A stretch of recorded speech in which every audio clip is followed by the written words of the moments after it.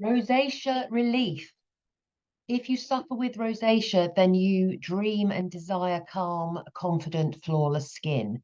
And the right skincare can make a huge difference.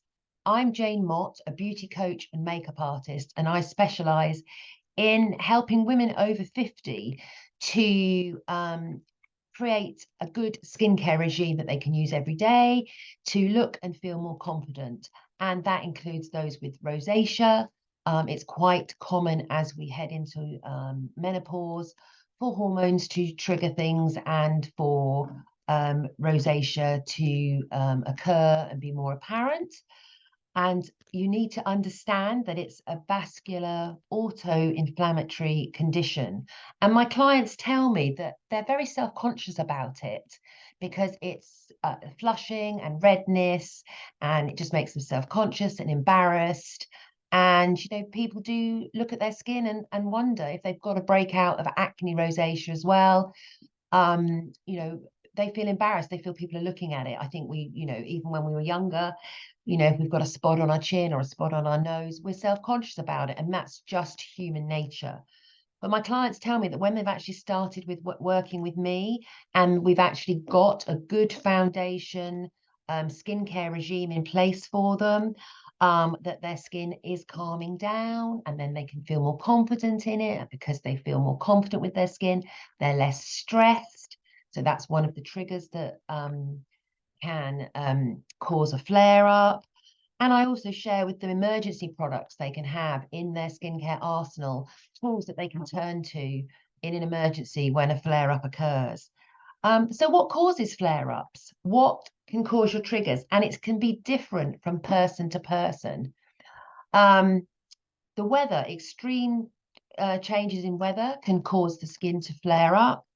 And a good broad spectrum mineral SPF is best for people with sensitive skin because chemical blockers can in many SPF, sun protection factor, can actually irritate sensitive skin. So you really want to look for a mineral broad spectrumed SPF with UVA and UVB protection. So generally speaking, people say what is the difference between UVA and UVB? And I always say in very simple terms, UVA protects you from ultraviolet damage that causes aging, and UVB protects you against ultraviolet damage that causes the burning of the skin, and we know can lead to skin cancer.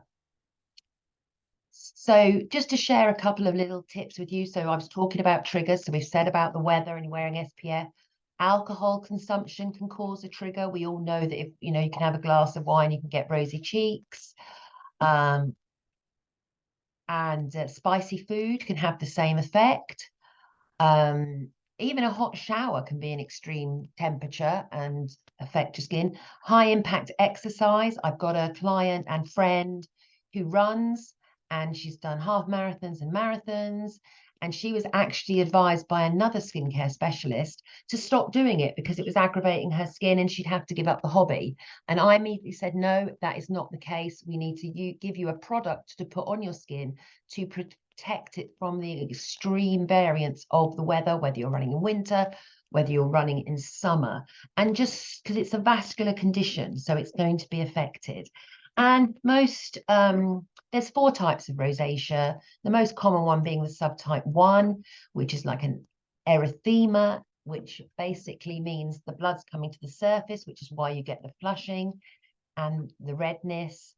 So you want to cool and calm it. And the other mistake people make with rosacea is because when they wash their face, they feel that it's irritating their face. They're not washing often enough. And everybody should be washing their skin, cleansing their skin twice a day, morning and evening. But it's a common conception, sorry, put my teeth in. I have previously, and I do have eczema. I've previously suffered from eczema, particularly around my eyes, and I used to get it on my neck.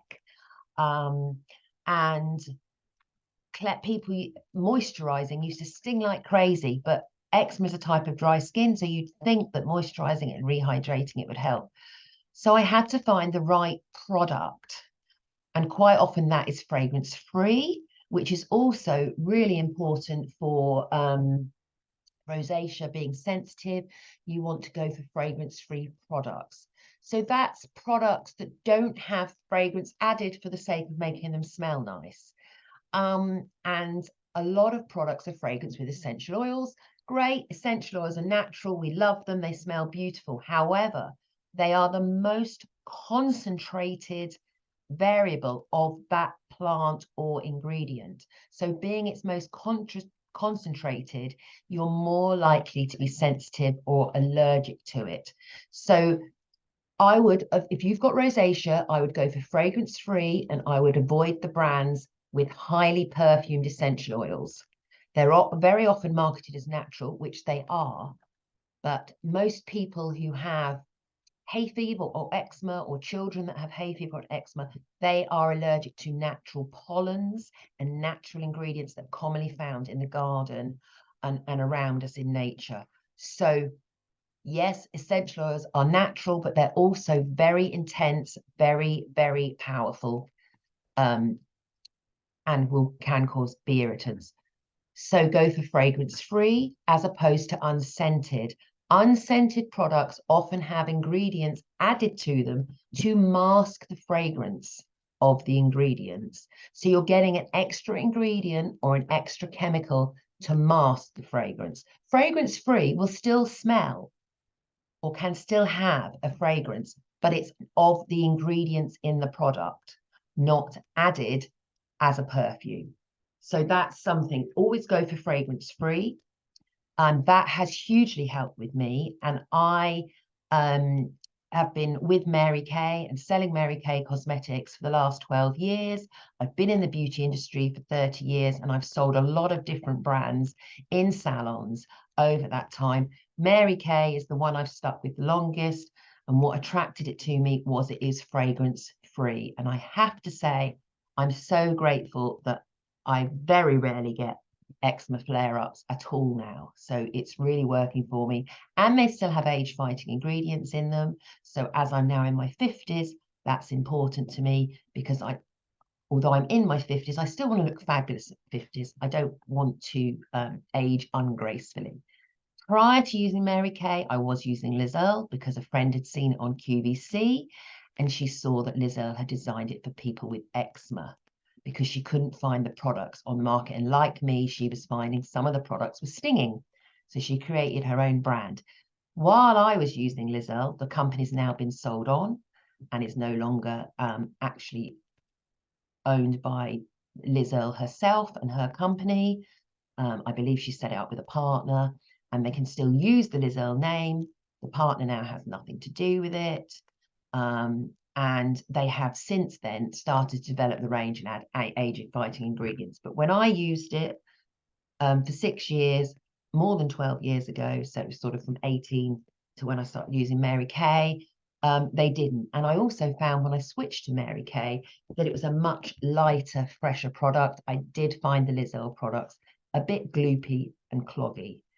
And I've got slightly oily skin, not so much as I get older, because our skin slows down and dries out as we get older. So I actually prefer a lighter, fresher approach. And I also believe and have seen evidence from my clients that that also works with rosacea. So I appreciate I'm throwing quite a bit of information there. Other triggers, it's a good idea to make a note of what triggers your skin. So 14-day diary is all you need to do. I do have a download in my mailing list that you can do. I do have a lead magnet on rosacea relief. So if you sign up to my newsletter, you automatically get sent a copy of that. And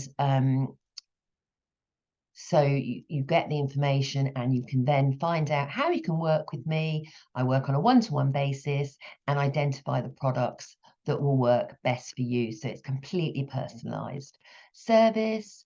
And I will also recommend some other brands and products that are out there as well. But in particular, many of them, all of the Mary Kay products are fragrance free, and I have had truly successful results in those. But if you can keep a diary for 14 days that notes what you've had to eat, what the weather's doing, Anything if you've done high impact exercise, running, or anything that could trigger, and any stress you've had around you in life.